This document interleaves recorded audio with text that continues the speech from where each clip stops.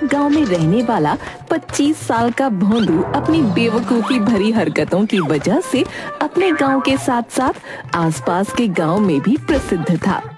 न जाने कितने लोगों ने उसे अपने घर में नौकर रखा और उसकी हरकतों की वजह से निकाल दिया।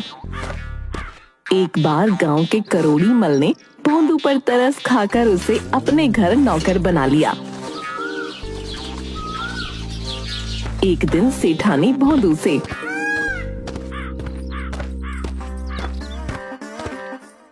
अरे भोंदू, ये ले 2 रुपए और दुकान से सुई ले आ। सेठानी जी, साइकिल लेकर जाऊं क्या? कामचोर, दुकान कितनी दूर है जो तू साइकिल से जाएगा? जा, पैदल जाकर लेकर आ। सेठानी जी, पैदल चलकर जाऊंगा तो समय लगेगा। तो दौड़ कर जा। दौड़कर जाऊंगा तो गिर सकता हूँ और मुझे चोट लग सकती है। अरे महाराज, पैदल जा, दौड़ कर जा, सो कर जा, जैसे भी जा, बस दुकान पर जा और सुई लेकर वापस आ। जी सेठानी जी, अभी जाता हूँ, लेकिन पैदल ही जाऊंगा ताकि सही सलामत वापस आ जाऊं और आपको मेरी वजह से कष्ट ना हो। सेठानी गुस्से में भोंदू की तरफ देखती है और भोंदू पैदल ही गांव की दुकान पर सेठानी के लिए सुई लेने निकल जाता है।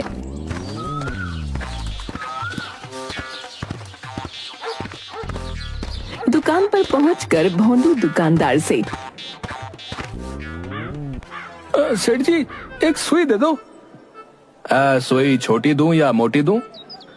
अगर सुई छोटी ली तो सेठानी गुस्सा करेंगी और अगर सुई मोटी ली तो बहुत भारी हो जाएगी। ले कैसे जाऊंगा? एक काम करता हूँ, सेठानी से मार खाने से अच्छा है कि मैं मोटी सुई ले लेता हूँ और रही ले जाने के बाद तो कोई ना कोई तो जुगाड़ में लगा ही लूंगा। अरे भाई, क्या सोच रहे हो? कौन सी सुई दे दूं, छोटी या मोटी? सेठ जी, मोटी सुई दे दो, मोटी। ये लो मोटी सुई है, संभाल कर ले जाना। अच्छा, बहुत भारी है सुई। सेठ जी, 2 मिनट अपने पास ही रखो ये सुई, मैं इसको ले जाने का कुछ इंतजाम करके आता हूँ। मालकिन भी ना कुछ भी मंगवा लेंगी और सारा इंतजाम मुझे ही करना पड़ता है। भोंदू सड़क पर खड़ा हो जाता है। तभी उसे गांव का झींगा अपनी बैलगाड़ी पर घास लेकर उस तरफ आता नजर आता है। अरे ओ झींगा, झींगा भाई, किधर जा रहे हो? मैं तो तुम्हारे करोड़ी मल के घर के आगे जाने वाला हूँ। भाई मेरी मदद कर दो जरा। हाँ हाँ, बोलो बोलो, क्या मदद चाहिए तुम्हें? झट से बैलगाड़ी पर बैठकर, वो सामने दुकान के बैलगाड़ी लगवा दो।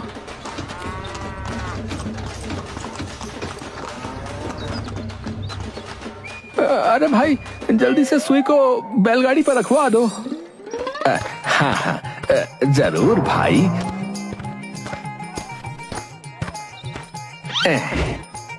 भाई झींगा, सेठानी ने मोटी सुई मंगाई है, वही लेकर जानी है। मोटी है इसलिए भारी है। क्या तुम इसे अपनी बैलगाड़ी में रखकर सेठ जी के यहाँ पहुँचा दोगे? इसे पहुँचाने में फिर आसानी होगी। अरे सुई भी रख लो और तुम भी बैठ जाओ। नहीं नहीं, तुम बस ये सुई रख लो, मैं तो पैदल ही ठीक हूँ। ज्यादा वजन बैलगाड़ी पर सही नहीं। ठीक है, रख दो। भोंदू सुई घास के बंडल पर रख देता है और खुद बैलगाड़ी के साथ दौड़ता हुआ करोड़ी मल की हवेली के पास पहुंच जाता है। हवेली पहुंचकर, भाई झींगा, तुम जरा रुक जाओ, मैं अंदर से किसी को बुलाकर लाता हूँ सुई उतरवाने के लिए। क्या मूर्ख आदमी है ये, है? इतनी सुई उतारने के लिए आदमी बुलाने गया है?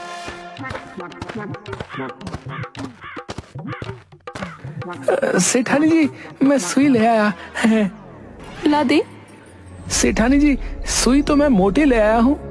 हाँ हाँ, मोटी सुई की ही जरूरत थी, ला दे ना। सेठानी जी, आप भी क्या गजब बात कर रही हो, हैं? क्या मैं मोटी सुई अकेले ला सकता था? अरे मूर्ख, सुई कहाँ है? सेठानी जी, आप हवेली के बाहर तो चलो। चल दिखा, कहाँ है सुई?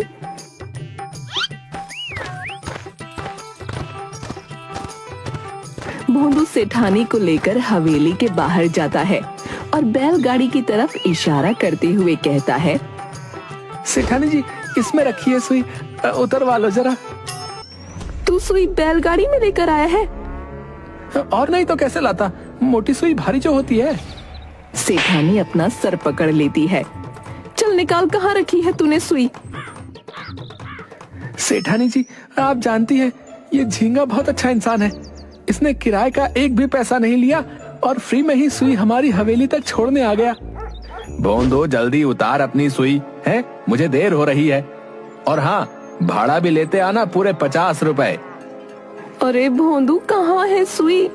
और 2 रुपए की सुई का 50 रुपए का भाड़ा करके आया तू?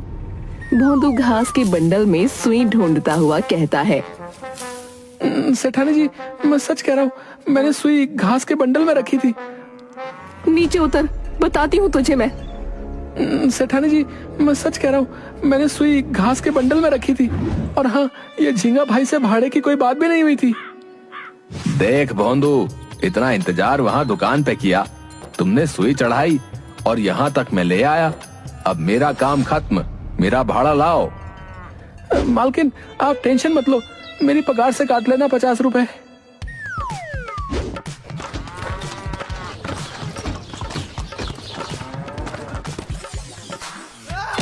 सेठानी भोंदू को डंडे लगाती है। तेरे पास अक्ल नाम की चीज है कि नहीं? इतनी सी सुई लाने के लिए तुझे बैलगाड़ी चाहिए, साइकिल चाहिए, और सुई को घास के ढेर पर रख दिया। या तो तू पागल है या मुझे पागल करना चाहता है। सेठानी जी, मेरी क्या गलती है? मैं तो मोटी सुई लाया था, वो भारी थी इसलिए मैंने बैलगाड़ी में रख दी थी। मुझे क्या पता था कि वो घास में खो जाएगी। हे राम जी, ये सेठ जी ने कहाँ फंसा दिया मुझे? कैसा पागल नौकर लाई मेरे माथे मर दिया। सेठानी जी, मुझे माफ कर दीजिए, मैं आपकी कितनी बात मानता हूँ, मुझे माफ कर दीजिए। निकल जा नालायक, पागल कर रखा है तूने मुझे।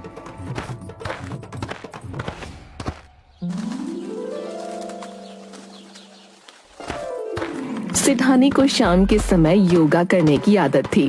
दोपहर को सोने के बाद वो उठकर अपने कमरे में ही योग करती थी और उसके बाद बाहर जाती थी। एक दिन दोपहर के समय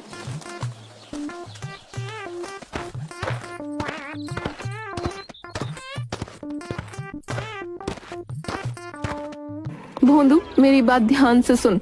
दोपहर को आराम करने के बाद मेरे कमरे के बाहर की अच्छी तरह सफाई करना, वहाँ बहुत जाले लगे हैं। जी सेठानी जी, आपके उठने के पहले मैं सब साफ कर दूंगा। ध्यान रहे कोई गड़बड़ी ना हो, वरना अच्छा नहीं होगा। मैं तो कभी कोई गड़बड़ी नहीं करता। सेठानी जी, आपको ही मेरे काम में गड़बड़ लगती है। जितना कहा है ना उतना कर। सेठानी अपने कमरे में आराम करने चली जाती है।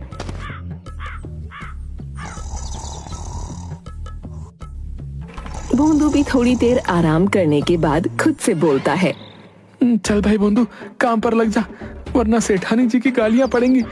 लेकिन मैं इस आंगन की सफाई कैसे करूंगा? मुझे एक सीढ़ी लानी होगी। भोंदू सीढ़ी लेकर आता है और उस पर चढ़कर सफाई का काम शुरू करता है। थोड़ी देर बाद दरवाजे के ऊपर बने रोशनदान को साफ करने पहुंचता है। अरे सेठानी जी को ये क्या हो गया?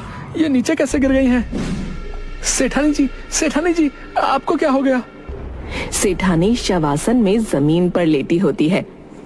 सेठानी जी, मैंने ऐसी क्या गलती कर दी जो आपने इतना बड़ा कदम उठा लिया? भगवान के लिए अपनी आंखें खोल दीजिए। सेठानी कोई जवाब नहीं देती। भोंदू भागकर पड़ोस वालों को इकट्ठा कर लेता है।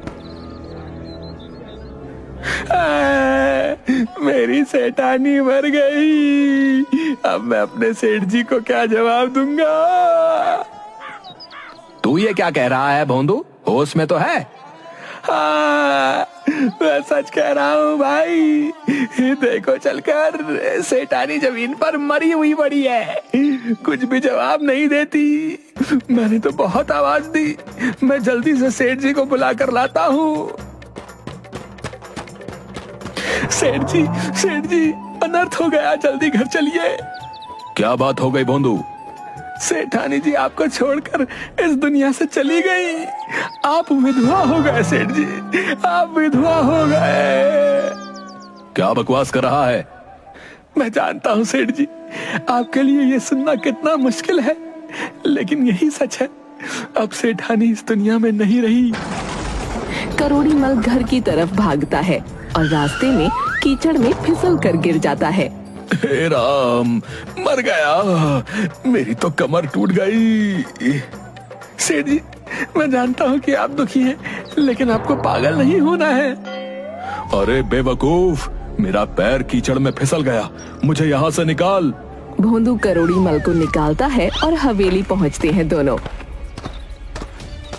करोड़ी मल सीधा सेठानी के पास जाता है और गुस्से में, भोंदू के बच्चे, तू सच में पागल है क्या? है? ये मरी नहीं, आसन कर रही है। ये नीचे योग मैट नहीं दिख रहा तुझे? अच्छी भली सांसें चल रही हैं उसकी। तभी सेठानी ध्यान से बाहर आती है और करोड़ी मल को देखकर डर जाती है। कौन हो तुम और तुम्हारी हिम्मत कैसे हुई मेरे कमरे में आने की? अरे भाग्यवान, ये तो मैं हूँ, पहचाना नहीं? आवाज तो सेठ जी की लग रही है, लेकिन तुम कौन हो? अरे सेठानी जी, आप जिंदा हैं? तो क्या मुझे मर जाना चाहिए था? बोलो। नहीं नहीं नहीं नहीं सेठानी जी। तभी करोड़ी मल बीच में बोलता है, चुप कर तू। ये सब क्या हो रहा है? इतनी भीड़ क्यों जमा है यहाँ? करोड़ी मल सेठानी को सारी बातें बताता है। अरे बहुत हो गया, अब मैं बर्दाश्त नहीं करूंगी। अगर आपको इस भोंदू को घर में रखना है तो कल से ये आपके साथ दुकान पर जाएगा। सेठानी भोंदू से बहुत परेशान थी। दूसरे दिन से वो भोंदू को करोड़ी मल के साथ दुकान पर भेज देती है। ठीक है भोंदू, चल तू मेरे साथ दुकान पर।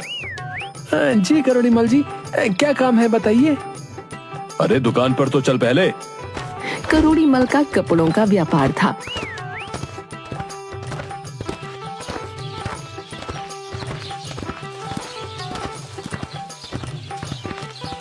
दुकान पर जाकर करोड़ी मल भोंदू को कपड़े का एक थान देता है।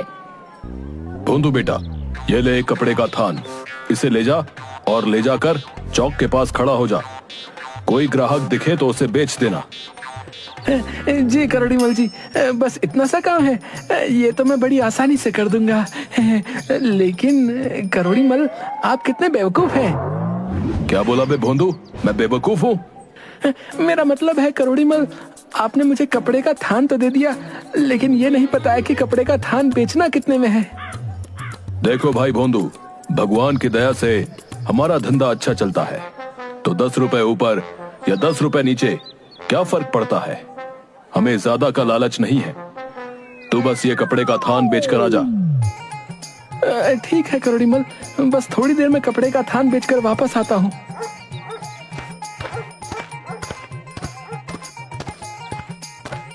भोंदू गांव के चौक के पास जाता है और कपड़े का थान अपने सर पर रखकर बैठ जाता है। एक आदमी वहाँ से गुजरता है। क्यों भाई, कपड़े का थान बेच रहे हो? नहीं तो क्या, ये कपड़े का थान अपने सर पर लाद कर पापड़ सुखा रहा हूँ। है अरे बोलने का तरीका तो सीख लो भाई, भला कोई ऐसे धंधा करता है? अपनी बकवास बंद कर, कपड़े का थान खरीदना है तो बोल, नहीं तो आगे चल। तभी श्यामू आता है। अरे भोंदू, ये क्या कर रहा है यहाँ धूप में बैठकर? दिखता नहीं क्या कर रहा हूँ। अरे नाराज क्यों हो रहा है? कपड़े का थान बेच रहा है। हाँ, करोड़ी मल ने कहा है, इसलिए तो ये कपड़े का थान लेकर यहाँ बैठा हूँ। कितने का दिया कपड़े का थान? 10 रुपए ऊपर 10 रुपए नीचे, सही दाम बोल रहा हूँ। तुम्हें चाहिए तो बोलो। ये तो है ही पूरा गधा, आज इसे बेवकूफ बनाकर ये कपड़े का थान ले लेता हूँ। अरे कपड़े का थान चाहिए तो बोलो। हाँ हाँ, नाराज मत हो, पहले ये तो बताओ कैसा चल रहा है कारोबार? बड़े मजे से चल रहा है, सुबह से ग्राहकों की लाइन लगी है। आज तो ग्राहक एक के बाद एक आए जा रहे। ये तो बड़ी अच्छी बात है। अच्छा ये तो बताओ, ये कपड़े का थान कितने में दोगे? बोला तो 10 रुपए ऊपर या 10 रुपए नीचे, क्या फर्क पड़ता है? श्यामू 10 रुपए के 2 नोट निकालता है और एक नोट कपड़े के थान के नीचे रखता है और एक नोट कपड़े के थान के ऊपर। लो भाई, 10 रुपए ऊपर और 10 रुपए नीचे। अब ये कपड़े का थान हुआ मेरा। ये हुई असली धंधे की बात। चलो ये लो तुम अपना कपड़े का थान और खुश रहो। हाँ भाई, ये तुमने बिल्कुल सही कहा। श्यामू कपड़े का थान लेकर वहाँ से चला जाता है और भोंदू खुशी खुशी करोड़ी मल के पास वापस आता है। अरे भोंदू, बेच आया कपड़े का थान? जी सेठ जी, बेच आया कपड़े का थान। अरे तू तो बड़ा होशियार है, इतनी जल्दी बेच कर आ गया। सेठ जी, सेठानी जी तो ऐसी गुस्सा करती हैं, और आपने तो अपनी आंखों से देख लिया कि मैं कितना कमाल का हूँ। घंटे का काम मिनट में करता हूँ। हाँ। तू सही कह रहा है। अब एक काम और कर। जी सेठ जी, बोलिए, क्या हुक्म है? अभी शाम होने को बहुत समय है, तो ये एक और कपड़े का थान ले जा और इसे भी बेच कर आ। जी सेठ जी, बस आप तीसरा कपड़े का थान भी तैयार रखिए। मैं शाम होने तक तो 4-5 कपड़ों के थान ऐसे ही बेच दूंगा। अरे वाह, तू तो बड़ा होशियार है। अच्छा एक काम कर, पहले वाले थान के पैसे दे दे मुझे। जी सेठ जी, बिल्कुल सही कहा आपने। ये लीजिए आपके पैसे। इस मामले में तो मैं बहुत ईमानदार हूँ, और मुझसे ज्यादा ईमानदार आपको ढूंढने से भी नहीं मिलेगा। भोंदू 10-10 के 2 नोट निकाल कर करोड़ी मल को देता है। करोड़ी मल हैरान होकर कहता है, ये क्या, 20 रुपए में कपड़े का थान बेचा तूने? अरे सेठ जी, लालच करना बुरी बात है। कपड़े का एक थान बेचकर आप थैली भर के पैसे कमाने वाले थे क्या? हैं? अरे बेवकूफ, ये तो सिर्फ 20 रुपए हैं। सेठ जी, हिसाब लगा लो आप। आपने तो कहा था 10 रुपए ऊपर या 10 रुपए नीचे में थान बेचना। आपने तो ये भी कहा था कि कोई फर्क नहीं पड़ता 10 रुपए ऊपर या 10 रुपए नीचे। मैं तो दोनों तरफ के 10-10 लाया हूँ। अरे पागल, तूने तो मेरा सत्यानाश कर दिया। सेठ जी, ये आप क्या कह रहे हो? आपने जैसा कहा था मैंने तो वैसा ही किया। सही कहती है तेरी सेठानी, तू तो है ही पागल, एक नंबर का नालायक। निकल जा यहाँ से और दोबारा अपनी शक्ल मत दिखाना। ठीक है सेठ जी, मेरा हिसाब कर दो। तेरा हिसाब क्या कर दूं मैं? है, मैंने मेहनत से काम किया है सेठ जी, जैसा आपने कहा था वैसा ही किया है। मुझे मेरे पैसे दे दो। रुक जा, अभी देता हूं तेरे पैसे। करोड़ी मल भोंदू की पिटाई करता है और उसे दुकान के बाहर निकाल देता है। भोंदू रोता हुआ घर आ जाता है।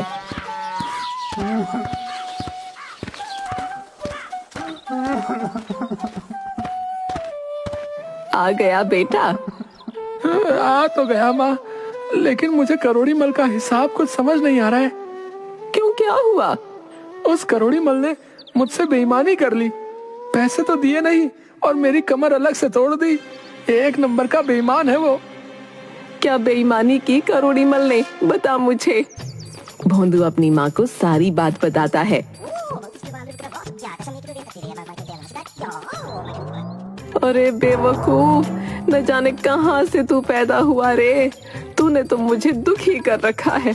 सारा गांव मुझ पर हंसता है। माँ, तुम ऐसे मत कहो, मैंने क्या गलती की है? अरे मूर्ख, तू क्या जाने मैंने तुझे कैसे पाला है, कितने दुखों से तुझे पाला है। तुझे हमेशा मैंने ताजा खाना खिलाया कि कहीं तेरी अक्ल कम ना हो जाए, लेकिन तू है कि कुछ समझता ही नहीं। भोंदू अपनी बेवकूफी भरी हरकतों से ऐसे ही गांव वालों और अपनी माँ को परेशान करता रहता था।